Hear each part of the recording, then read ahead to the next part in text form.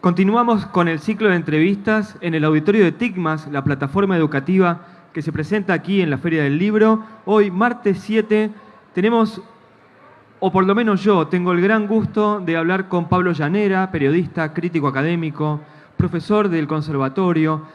Vamos a hablar de la música como el gran misterio o como el gran misterio de la música. Después le podemos poner el orden a los factores. Lo he dicho muchas veces, te lo he dicho a vos, lo he dicho muchas veces en público. Yo soy un admirador, me considero tu amigo. Lo somos. La verdad que tengo un aprecio enorme y soy muy admirador de Pablo. Un tipo que generoso como pocos, culto como pocos. Me parece que mezcla muchas características buenas, positivas, y además es un tipo que cuando tiene que decir algo, por ejemplo, en las columnas de La Nación, donde escribe habitualmente, no se guarda nada. Un tipo que es honesto, abierto. Yo estoy encantado de tenerte en el auditorio. Y habitualmente cuando uno dice muchos elogios, el otro se pone incómodo. Pero yo lo quería decir, así que... Gracias, Patricio. No estoy incómodo porque en parte y en todo lo es compartido, es mutuo esto. Nos conocemos hace muchos años. Hace muchos además. años, y además es un tipo que de los que me enseñó mucho a mí en la profesión, con esa generosidad que tiene. De repente te menciona un músico del siglo XVII, de esos que solamente conoce Pablo, pero que son aquellos a donde abrevaban los grandes músicos de la historia, y te dicen, bueno, vos seguramente te acordás de... Y lo hace de esa forma que el culto en general, el tipo que sabe, muchas veces usa su conocimiento para poner una puerta, para poner una pared, y Pablo siempre lo ha hecho como un puente. Entonces yo te agradezco muchísimo que estés con nosotros en el auditorio hoy y que podamos hablar de música, de poesía, y que podamos hablar un poco de todo aquello que siempre que nos vemos terminamos hablando. Yo te agradezco a vos que me invitaras, y eso que vos mencionás no es tanto una... como decían los latinos, una captatio benevolentia. No te digo, seguramente te acordás, porque creo que todos nos acordamos y sabemos muchas más cosas de las que creemos saber siempre. Y además, si uno no sabe el origen de algo, seguramente conoce la consecuencia que eso tuvo, que es una manera de conocer ese origen también. Entonces yo te digo, tal músico del siglo XVII, por ahí ese nombre no te dice nada. Si hacemos un vínculo con otro que sí conoces, se te ilumina eso. Y ese vaivén me parece que es un poco como funciona también el pensamiento. Es decir, el pensamiento no tiene una evolución lineal de tal modo que uno tiene que saber algo primero para comprender lo que vino después, sino que más bien pasa que funciona en zigzag. Es decir, uno conoce ciertas cosas y después esas cosas están incrustadas en el pasado, están insinuadas, latentes en el pasado. Y un poco la tarea de la crítica, o cuando vos o yo escribimos, o cualquiera escribe, también está o consiste en sacar eso a la luz. Y eso nunca termina de salir a la luz, porque siempre hay una relación secreta u oculta que no salió. Afortunadamente, si no, deberíamos dedicarnos a otra cosa, porque ya estaría todo dicho y todo pensado. Esta respuesta que das me hace pensar que, bueno, vos sos un profesor del conservatorio y periodista. Hay un vínculo bastante fuerte entre el periodismo y el profesor. En esto que decís, lo veo como una relación, no sé si directa, pero sí por lo menos cercana.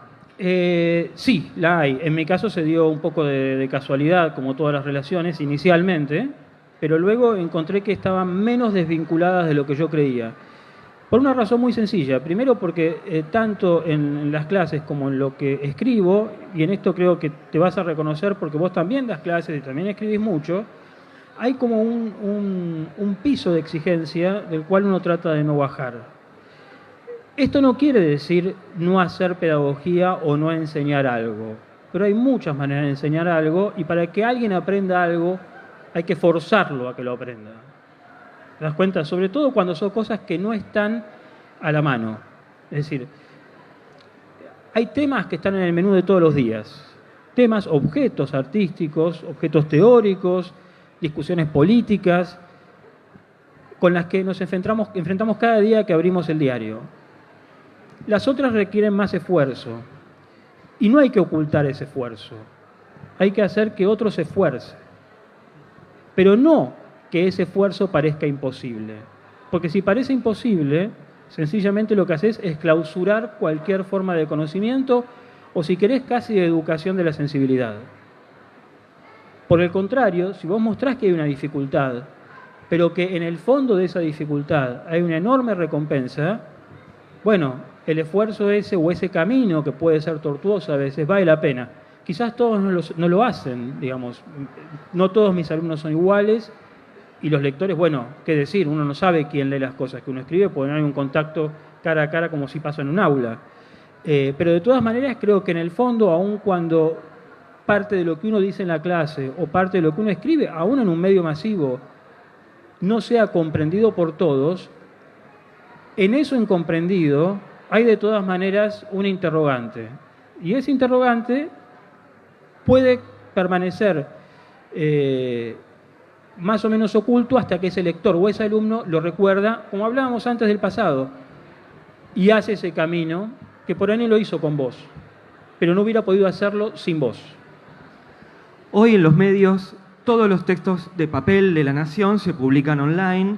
Infobae es un medio online, Clarín, hablo los medios más importantes, incluso los que tienen papel tienen un efecto online, y la lectura en el online es, no sé, 10-1, 50-1 respecto del papel.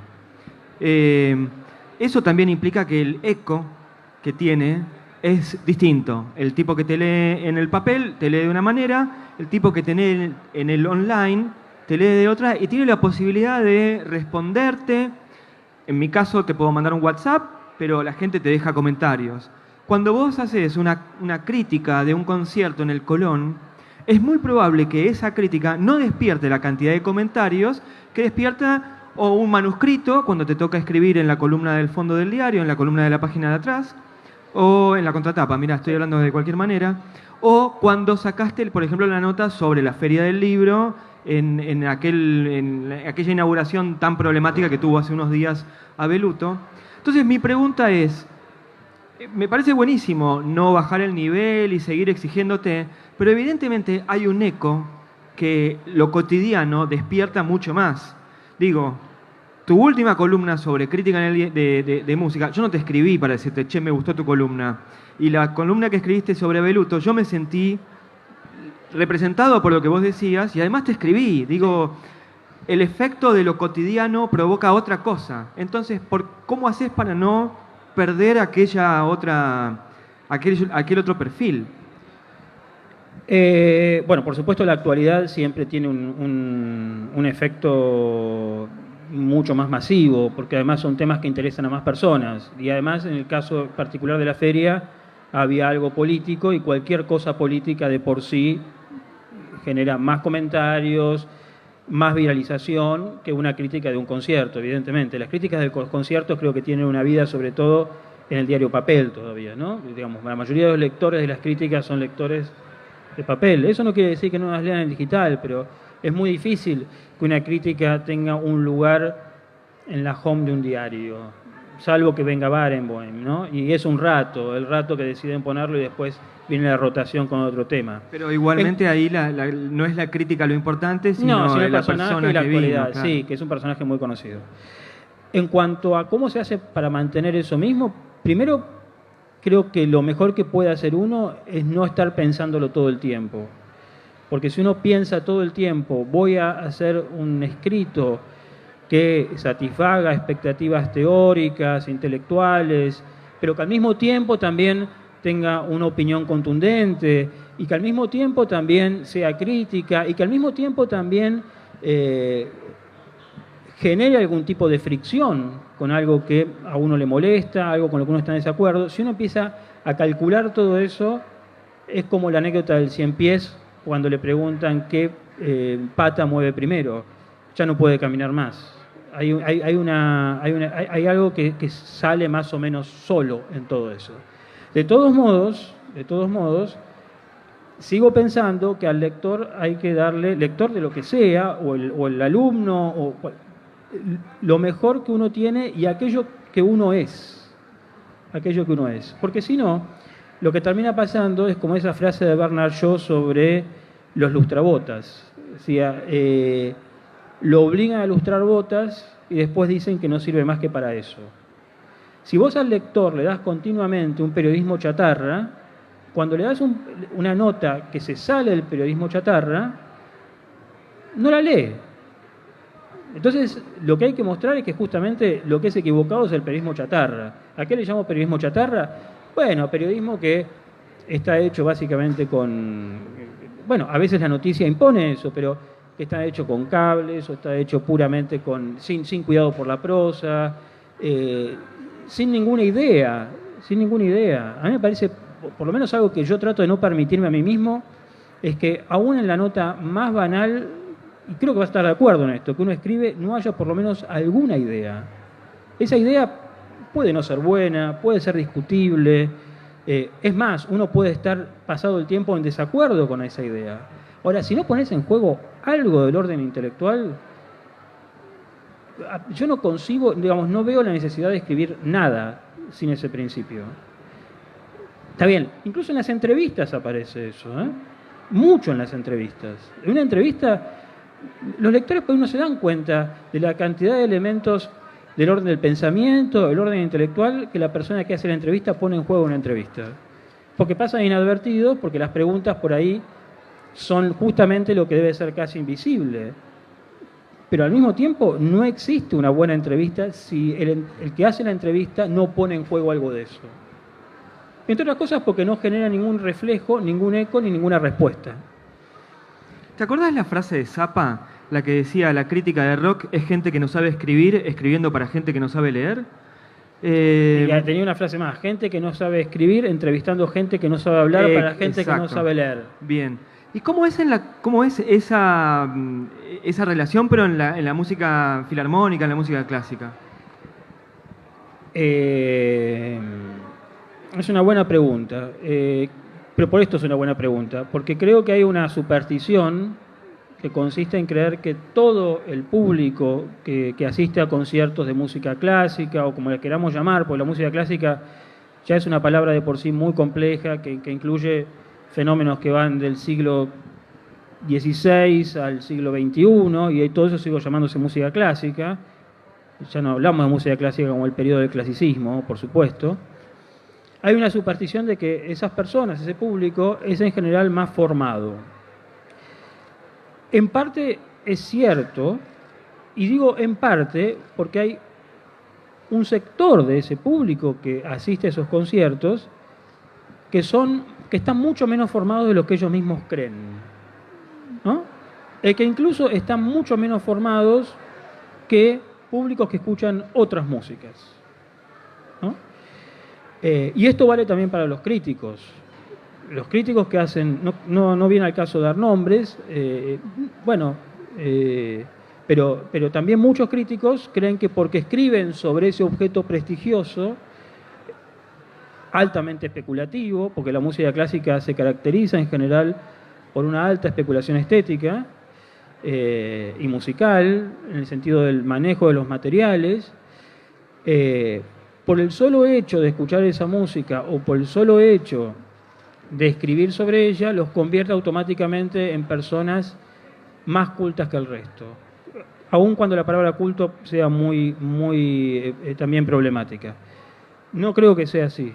No creo que sea así porque lo que sucede para mí, y esto es lo más grave de todo, es cuando un crítico corta o no tiene, por ahí no tiene nada que cortar, sencillamente nunca tuvo contacto con las otras artes. Y esto es algo que habíamos hablado alguna vez ya. Para mí es cada vez más imposible hacer crítica de un arte, cualquiera sea, sin saber qué pasa en las otras. Así como es imposible que alguien escriba sin leer, es imposible, o por lo menos es improbable, y yo diría inconveniente, que un crítico de música, por ejemplo, escriba sobre música sin saber nada sobre pintura, o sin saber nada de literatura.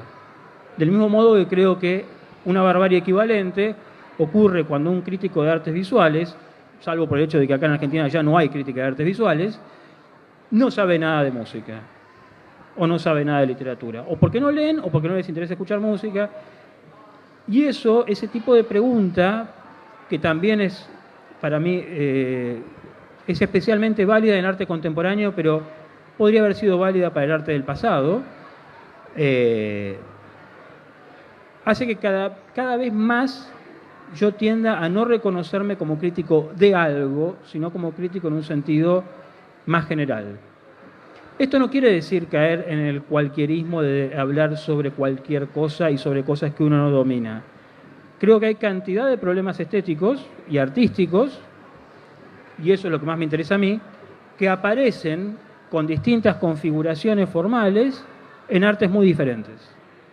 Entonces, esos problemas yo los puedo abordar en un arte o en el otro. No me da miedo eso, me siento más o menos seguro. Me haces pensar en esa frase de San Y además, Pablo. perdón, quería decirte una cosa. Un ejemplo bien del siglo XIX de esto es Baudelaire. Baudelaire, además de ser el grandísimo poeta que sabemos, fue un formidable crítico de literatura, fue probablemente el crítico de arte más importante del siglo XIX. Hay que leer todas las críticas que hizo de los salones de París, los textos sobre Delacroix, y al mismo tiempo fue una persona que entendió, en muy pocos escritos, pero entendió muy bien a su manera la música de Wagner, por ejemplo. ¿Por qué? Porque tenía una perspectiva del arte que no estaba atabicada en un conocimiento tecnocrático.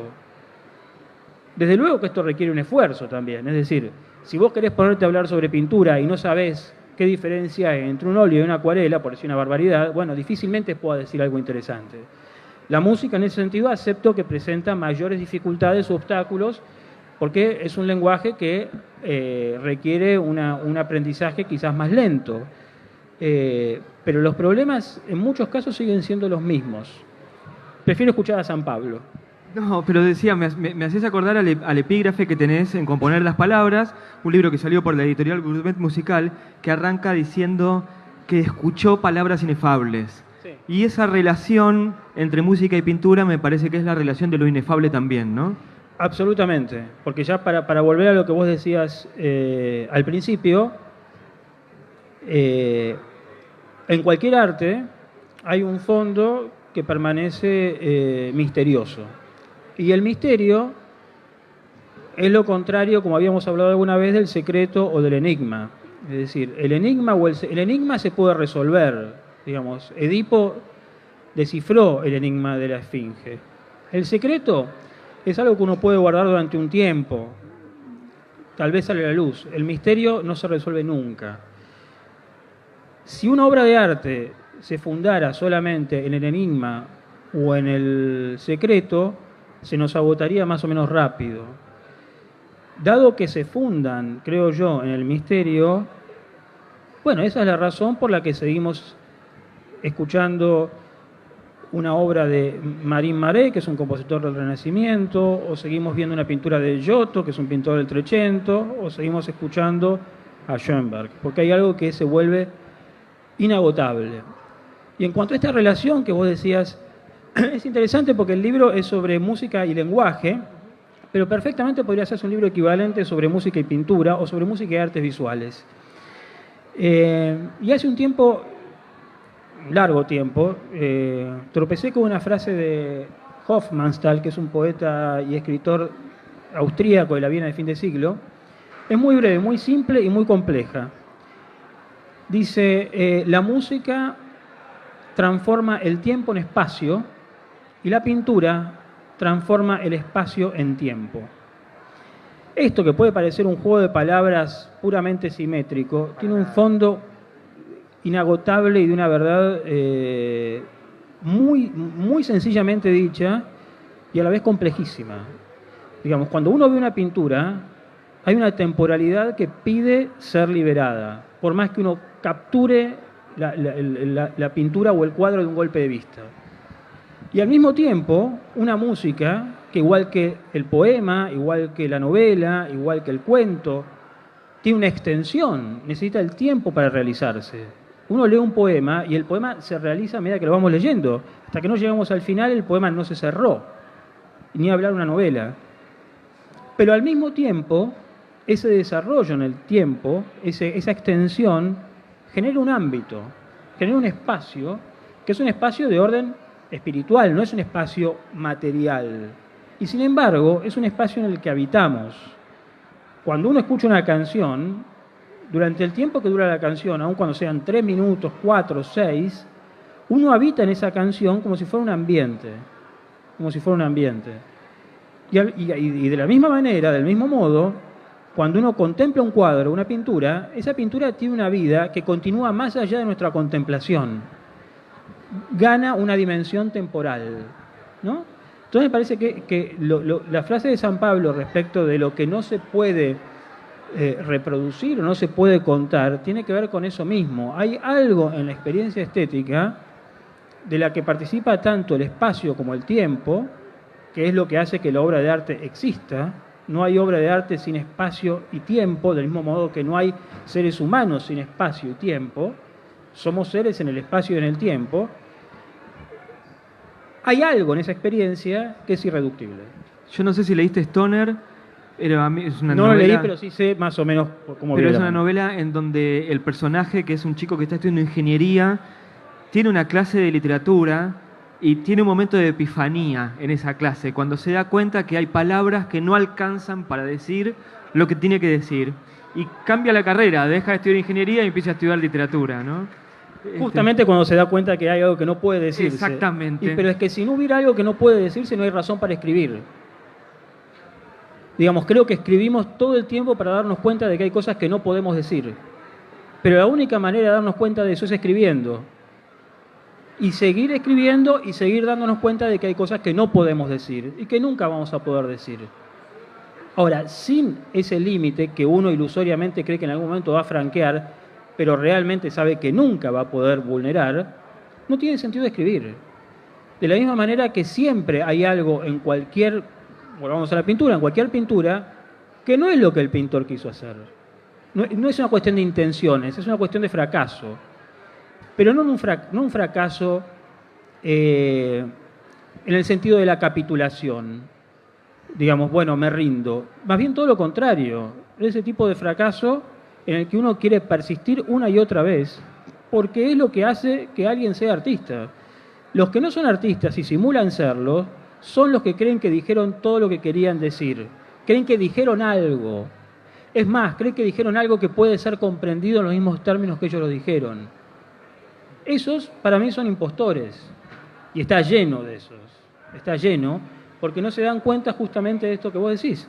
Digamos, de que hay algo que no se puede decir. Y decir es una palabra que uno aplica a las palabras, pero que uno puede perfectamente referir a cualquier otra variedad del arte. La música también dice algo, lo dice de otra manera. Y quizás ahí se vuelva todavía más irreductible, porque eso que dice la música no podemos nosotros decir qué es, pero algo se dice.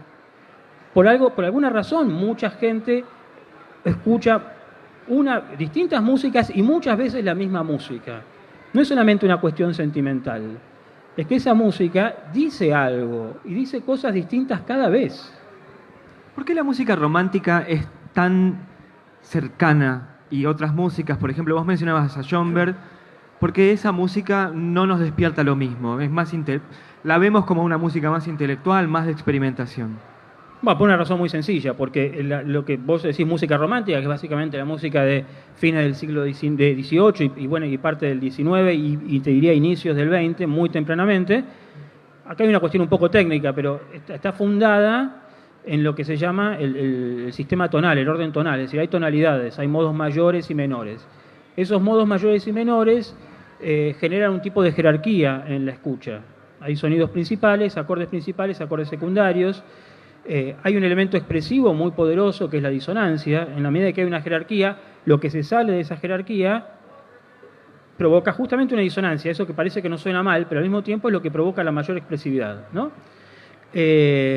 No es que la música de Schoenberg no sea expresiva, es expresiva de una manera distinta. No tiene esa jerarquía. No porque renunció al orden tonal, pero tiene un altísimo grado de expresividad. Lo que pasa es que es una expresividad que es voluntariamente más resistente. Es una expresividad que se niega a complacer aquello que el oyente espera. Esto tuvo muchas razones por las que pasó, no se trata de hacer historia de la música. Hay razones que son bien materiales, es decir, el material con el que trabajaba la música romántica, por la propia lógica del romanticismo, que fue un movimiento sumamente progresista en términos artísticos, se fue erosionando muy rápido. Dicho sea de paso, las formas musicales se erosionan más rápido que otras, como si se gastaran más rápido que otras. ¿Qué otras que son literarias, por ejemplo? Bueno, la novela realista o la novela romántica resistió mucho más tiempo que la música romántica, en términos históricos. La pintura lo mismo. Digamos, la figuración, por ejemplo, que podés tomar como equivalente del orden tonal, sé que es una comparación arriesgada, no es mía, es de Adorno esta comparación, del filósofo Bueno, Adorno. estás hablando de Schoenberg y yo pienso en todo lo que es Schoenberg, Adorno, Bueno, cómo entran todos ellos, todo ese grupo entra y determina de alguna manera la forma de entender el arte en el siglo XX. Bueno, es que en realidad para nosotros, bueno, quizás no debería decir nosotros que no sabemos quiénes son, para mí, en todo caso, es muy difícil en comprender la música de Schoenberg, e incluso diría la de Beethoven, sin los escritos de Adorno. Y ahí volvemos al punto anterior. Adorno no explica qué sucede, pero como a él mismo le gustaba decir, descifra una configuración, es decir, nos muestra el mapa del misterio. Ahora, no puede disipar ese misterio tampoco. ¿Adorno y Thomas Mann o Adorno solo? No, Adorno solo, porque Thomas Mann, en su novela Doctor Faustus, donde hay una gran cantidad de elementos de ahí que vienen de la música de Schoenberg, llegaron a Thomas Mann por Adorno. Es decir... todo ese análisis de Beethoven es un análisis de Adorno. Claro, absolutamente. Adorno era un genio. ¿Cómo? Claro, de hecho, todo ese análisis que hay sobre el estilo, lo que le llaman el estilo tardío de Beethoven en Doctor Faustus, procede de un ensayo muy breve de Adorno, que después Thomas Mann le pidió que expandiera, él lo reformuló y se lo dio entero. Fue una especie de colaboración. E incluso las obras que aparecen descritas en esa novela, obras que no existen, porque nadie las compuso, pero la descripción imaginaria de esas obras proceden de la invención de Adorno. Es un buen caso de una colaboración entre un filósofo y un novelista, cada vez menos frecuente, pero es un buen caso. Y además también revela, si querés, la humildad de Thomas Mann, que recordemos que a esa altura era Premio Nobel de Literatura, hacía ya tiempo, que reconoce el límite de un objeto que no domina y pide ayuda. Acá, bueno, estamos en una época en que cualquiera escribe sobre cualquier cosa, con una total irresponsabilidad, en general en el mundo y en la literatura argentina o en el ambiente, digamos, artístico argentino más todavía, ¿no? Estamos llegando al final de la charla. La verdad que es una charla que a mí se me hizo cortísima. Antes teníamos a una especialista en neurociencia, que la tenemos acá sentada, a Fabiana, y decía, ¿viste cuando se te pasa el tiempo rápido? Es porque estás metido en el tiempo. La verdad que pasó volando. Pasó volando esta charla. Quiero hacerte dos preguntas. Por ahí ya las hemos hablado, pero ¿viste cómo las cosas van como recontextualizándose? Puede ser que se me ocurra una respuesta distinta también. Te voy a traer a la actualidad y te voy a preguntar, ¿qué te parece cuando un músico de rock entra al Colón? Que habitualmente el Colón no tiene esa función. El Colón tiene otra función en la música y en la cultura. Pero de repente entran Charlie, entra Babasónicos, ahora entró un chico que se llama Coti, que escuchan mis hijos. Digo, ¿qué te parece que un músico pop o rock entre y dé un concierto en el Colón? A mí, digamos, en términos puramente personales me da lo mismo. Digamos, no es que tengo una... No creo que el Colón, si bien, por supuesto, como decíamos, cuando hablábamos del misterio, uno supone que hay algo sagrado también en el arte. Una cosa es que haya algo sagrado en una sinfonía de Bruckner y otra cosa es que el Colón sea una iglesia. No lo es. Lo que sí pasa para mí es que hay un doble fenómeno, te diría, hasta en cierto modo perverso, que consiste, por un lado, en que el músico de rock, o puede ser cualquier otra música popular, se reconoce inferior y cree que hay algún tipo de canonización por actuar en ese ámbito. Del lado del Colón, con esas invitaciones que cursa a distintos músicos populares, se produce un movimiento inverso. Digamos, está la culpa de que somos un ámbito elitista, entonces por lo tanto debemos mostrar que el Colón está abierto a todas las formas musicales, a todas las variedades de la música. Democratismo. sanata. La realidad para mí se reduce a un problema puramente acústico. Creo que alguna vez lo hablamos esto. Es decir, el Colón no es el ámbito para que toque un músico de rock, sencillamente porque el músico de rock, el rock mismo, es una música desde su origen amplificada. El Colón es un lugar para tocar sin amplificación. Ya no hablemos del posible daño que puede hacerle la amplificación al edificio. No me refiero a eso. Me parece que es absolutamente innecesario, que el Colón no gana nada con eso, que el músico popular tampoco gana nada con eso, que los asistentes de esos conciertos no se sienten cómodos tampoco en ese ámbito. Y no van a volver al Colón tampoco. Los músicos de rock tampoco se sienten cómodos. Cuando actuó Babasónicos, si no recuerdo mal, ellos mismos dijeron que no tenían ningún interés en actuar en el Colón. Lo dijo Por tanto, es una cuestión sí. contractual. Entonces, digamos, es un tipo de transacción que para mí no cierra por ningún lado y que tiene en gran medida mucho de populismo de una de las partes, y de la otra parte, esta idea de que si no estás en ese lugar, si no cantás y tenés una orquesta de cuerdas, que en general los arreglos son malísimos, pero vos sentís que llegué. Llegar para un cantante de ópera o para un pianista no es lo mismo que llegar para un músico de rock. Son distintas situaciones. Y no es que toda la música popular queda afuera. Si vos tenés a Keith Jarrett actuando en el Colón, hay una razón que es también acústica, digamos. Si él toca en piano solo, lo que él toque va a funcionar mejor y va a rendir mejor que si lo es en otro lugar. Ahora, no estoy seguro que si vos llevas al grupo que sea, con parlantes y demás, eso necesariamente funcione mejor que en otra sala. No lo creo.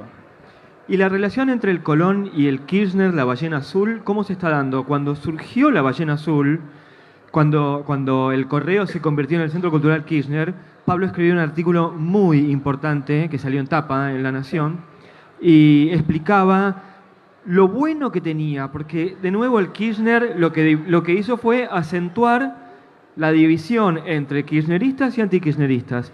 Y Pablo hizo un artículo tremendamente incómodo. Yo creo que vos estabas incómodo cuando lo escribiste. Sí, estaba incómodo y no conformó a nadie. No, pero era un artículo en donde decía, el lugar está bien presentado, qué sé yo, pero está a 5 minutos del Colón. Bueno, el Centro Cultural Kirchner, el Correo, yo a veces le digo Correo todavía. Yo también. El Correo... Podemos decir Cangallo también en cualquier momento. Sí, y Canning. Es otra cosa que digo. Bueno, el Centro Cultural Kirchner ya lleva 5 o 6 años.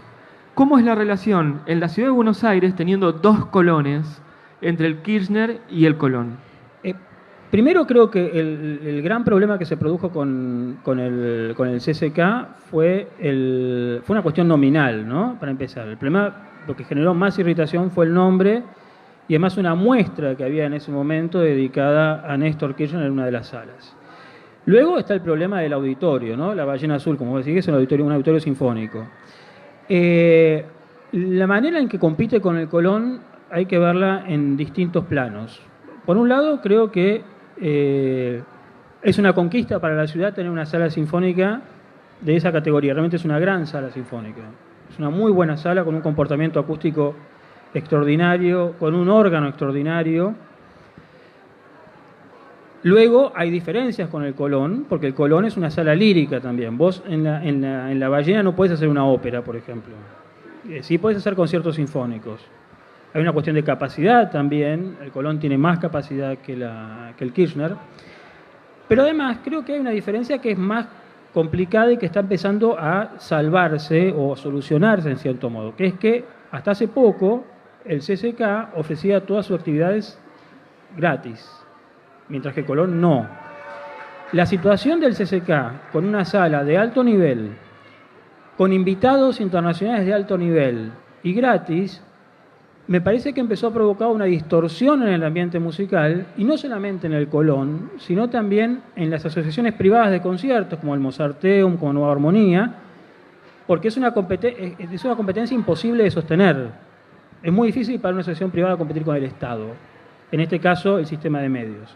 Eso está empezando a cambiar porque, bueno, ya hubo espectáculos que con que se empezó a cobrar algo, en fin. Me parece que yo en general creo que el hecho de que haya otra sala y una sala así siempre es bueno, siempre es bueno. Además, sin contar con que se convirtió como en la sede de la Sinfónica Nacional. La Sinfónica Nacional no tenía lugar, alquilaba el Auditorio Belgrano. Ahora tiene un lugar, y un lugar de primer nivel, te diría, casi a nivel internacional. Luego está la Usina también, que es otra buena sala. Es cierto también que quizás hay una sobreoferta, ¿no? Ahora, luego también creo que hay pugnas políticas entre la administración del CCK y el Colón, ¿no? Porque, bueno, cada uno quiere quedarse con algo. Ahora, en términos generales, si vos me preguntás, primero, no sé si era necesario hacer el CCK en el momento en el que se lo hizo, porque fue una inversión millonaria. Una vez que existe, bueno, es un lugar que debe ser usado y de hecho está siendo usado de la mejor manera posible. ¿Se tiene que cambiar el nombre? Sin duda, sin duda. Sin duda por distintas razones, y no por una razón de oposición al gobierno que salió o no, sino porque es inadmisible que un espacio así tenga el nombre propio de un expresidente cuyo legado o cuya gestión todavía es objeto, ya no diría de discusión, sino de enormes divisiones, ¿no? Pablo, es un placer hablar con vos. Gracias, yo creo que la idea de pensar la cultura en presente nos obligaba a verte a vos, que sos el tipo que puede hablar de Novalis y puede analizar también la situación del CCK y del Colón. Para mí es un placer siempre verte, estoy muy agradecido. A título personal lo digo esta vez, siempre hablo de nosotros también aquí en el auditorio, pero a título personal para mí es una alegría enorme que hayas pasado por el auditorio de TICMAS. Para mí también, Patricio. Y lo curioso es que en general tenemos que encontrarnos en otro ámbito, porque siempre terminamos. Las charlas son todas públicas. Sí, bueno, no tenemos nada que ocultar. Es No cierto. tenemos nada que ocultar. Bueno, la próxima en casa.